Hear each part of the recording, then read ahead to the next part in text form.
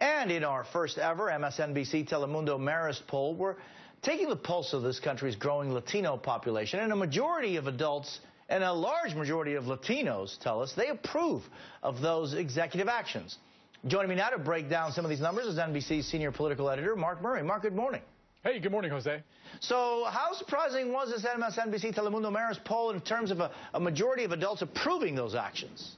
You know, it wasn't terribly surprising. The other times it's been polled, it has showed that it's been getting majority support.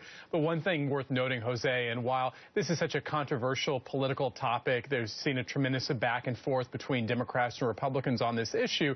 The way this question was worded, when it basically says that the people who would qualify under this are people with no criminal record, who are parents and who've lived in the country for at least 5 years, when you put those important qualifications to the question, you're usually going to see more people be supportive of it rather than the normal back and forth when it just becomes in the prism of whether you like President Obama or not, as often as you get in political questions.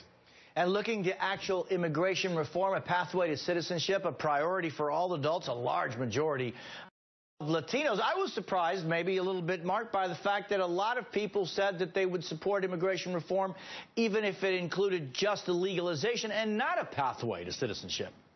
You know, and that's right. And there still is support for a pathway to citizenship. The problem is the political reality that that's not going to come up in this Congress. It didn't come up in the last Congress at all.